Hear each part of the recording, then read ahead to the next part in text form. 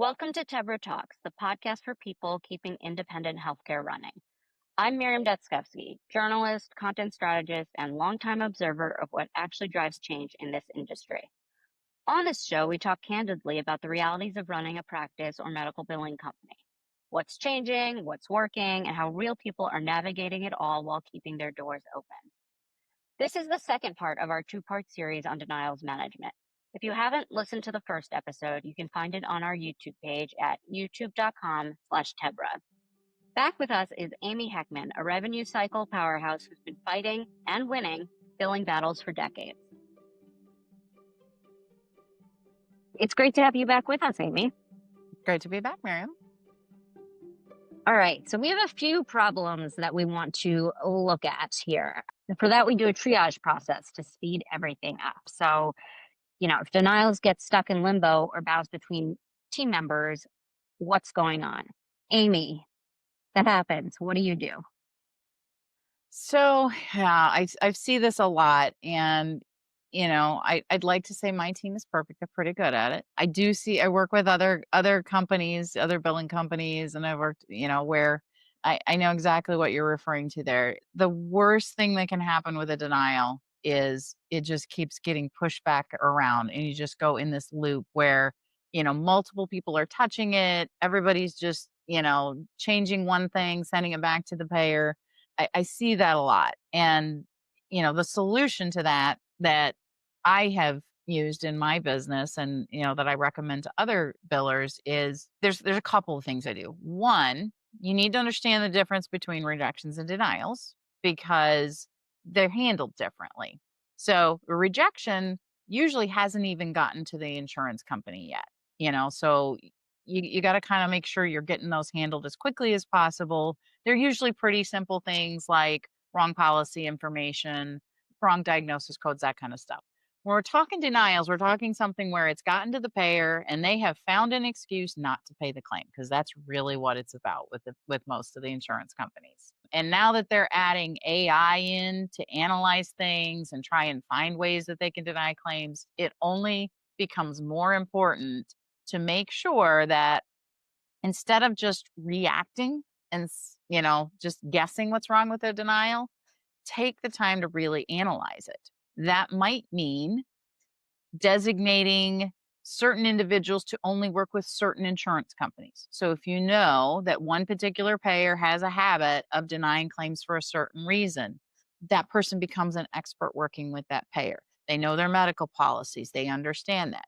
It may mean if aren't large enough to have separate people, working separate payers, maybe you just use a kind of a triage system where you work specific denial codes. We refer to them as CART codes or reason codes, and you group those denials by those particular reasons for denial and work a whole bunch of that same reason at once. Maybe you have to do a bunch of appeals because, payers started denying for 25 modifiers on claims for whatever reason. If it's on there, we're going to deny it. You have to prove to us that you did something that was actually separate and identifiable. So it's really a matter of being organized in the way that you analyze and you work those denials. Yeah, totally. So triage isn't optional. It's the absolute first step to getting paid. So Yes. that's the first step. We've triaged the denial. We've figured it out. Now we need to fight back. That starts with getting the appeal letter right. Yes. What does a winning appeal letter look like, Aimee? I know most appeals fail due to vagueness or poor documentation. Tell us about it. Yes. 100%. And I'm going to actually step back one step further before you start writing the appeal. Make sure that it is actually an appealable denial, because not every denial is. And not every payer, wants you to just appeal. Like, not all denials need to be appealed. So that's the important thing. Sometimes you can do what's called a reopening, where you go, oh, we just had the wrong modifier on there. We just need to change that. That doesn't require an appeal, so that's the other thing that I see people just slapping an appeal together. And it's the denial was processed correctly because you had the wrong modifier. You're never going to win that appeal. So first, before you write the appeal letter, make sure that it's actually an appealable denial. Then, when you're getting to the point of writing the appeal letter, again, save yourself a little bit of work, review the documentation, make sure that the note justifies the service that was billed. Because I see too many times people will send out an appeal letter. It's a beautifully written appeal letter, but the note doesn't actually say that the provider did what you were billing them for. I've seen appeals denied because the doctor hadn't signed the note. There was no either physical or electronic signature. That could get thrown out. Probably the most common poor appeal I see are timely filing appeals, where I had one company I was doing an audit and they just printed out a copy of the ledger from the billing software and says, see here, it says we sent you the claim. That's no proof. That's not proof of timely filing. So you have to make sure that no matter how well written an appeal letter is, it supports your case. The documentation that you have supports your case. This is an area where kind of some of the AI, the chat GPTs and Grok and all that out there can be really helpful in helping write an appeal letter, because not everybody's great. Not everybody did great in English in school. So if you learn how to use some of those AI tools, they can actually help you at least create a good structure, and then you just kind of have to fill in the blanks. I think we have an appeal letter that Tebra has created, right?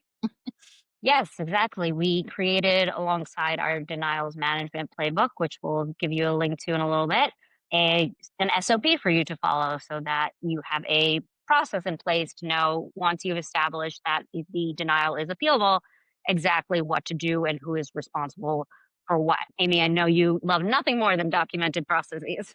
I do. I'm a dork. I'm a process dork. No, it's great. It's great for business.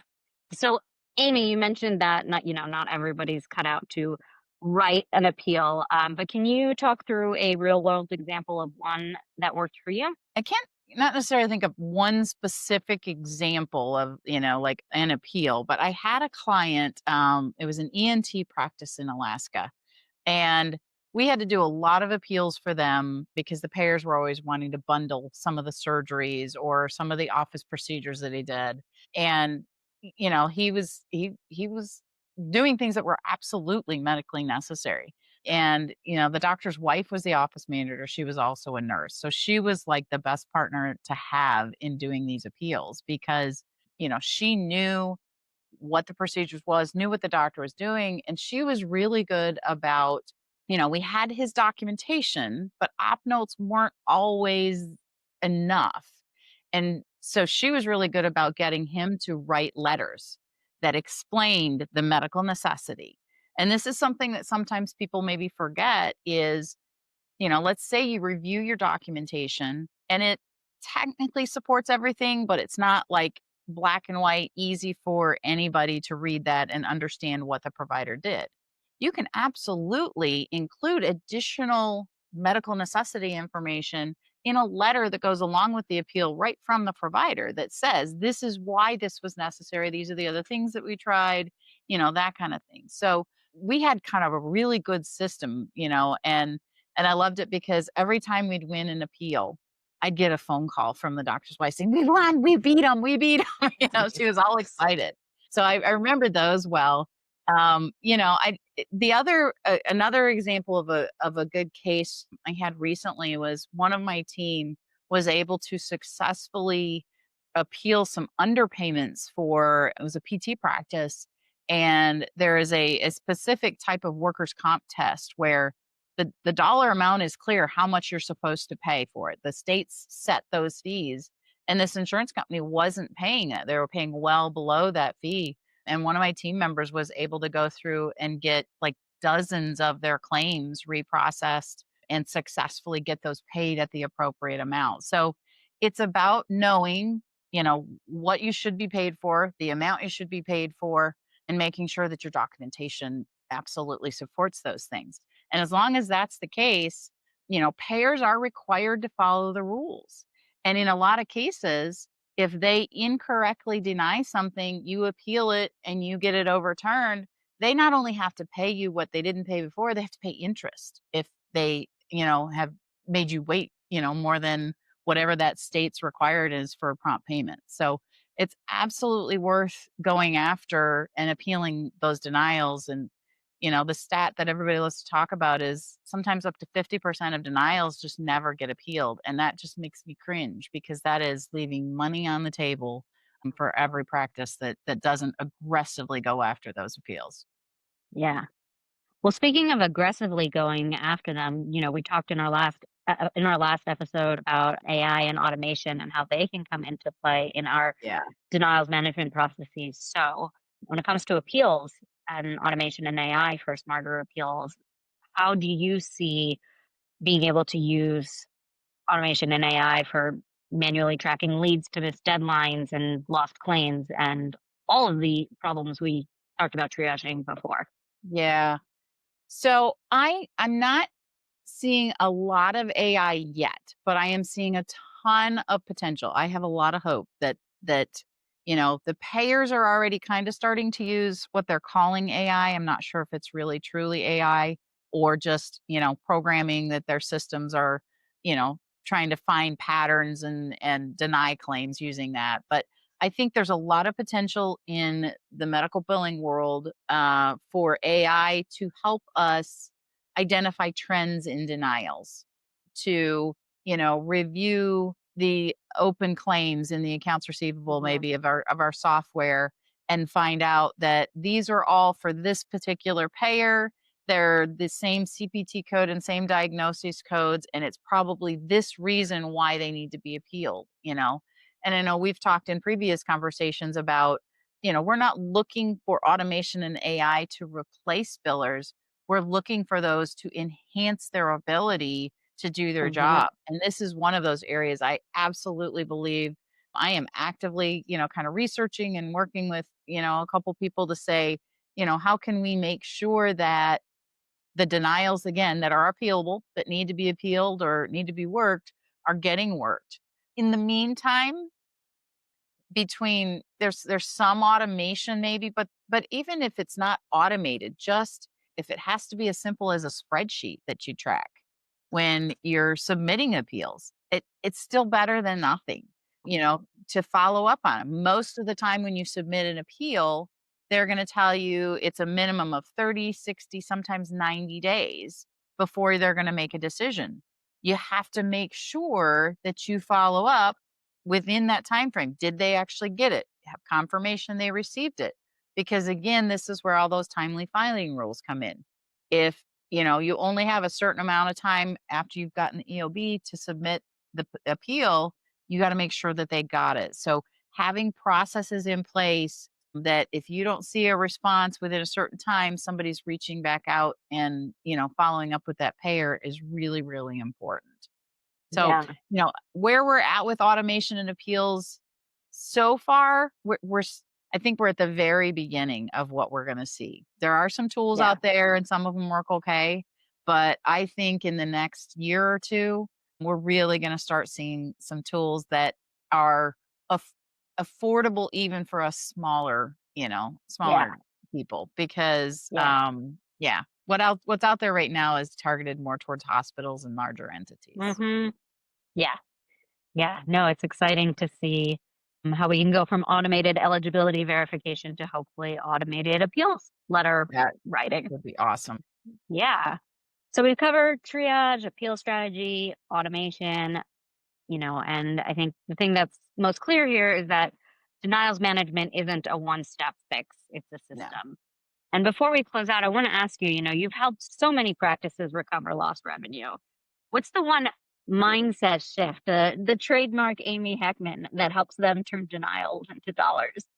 Honestly, you just have to stay on top of it. I briefly mentioned previously that, you hear statistics of anywhere between, on the low end, 25%, and on the high end, 50% of denied claims never get worked. There's a lot of reasons for that, I think. Sometimes it's because everybody is just so busy in the practice. You have in-house billing. It's difficult to get everything done in a day, let alone spend the time chasing down and figuring out why a claim was denied. even if you outsource your billing companies, it's a struggle. I'll be honest. I mean, I've got multiple people that all they do all day long is chase down unpaid claims. So this is where that automation will come in great. The AI will come in really handy at some point. It's just about making it a priority and not just allowing a claim to be written off. Payers are finding new ways. It seems like every month somebody announces, we're going to start focusing on this particular type of claim. And unless you have a bulletproof and have exactly the right diagnosis and all that stuff, we're just going to assume and deny it. They'll down code it. They'll do all kinds of stuff. And underpayments, we talked a little bit about that, is another area where that's a big revenue leak potential, because they might pay part of a claim and not pay the entire claim.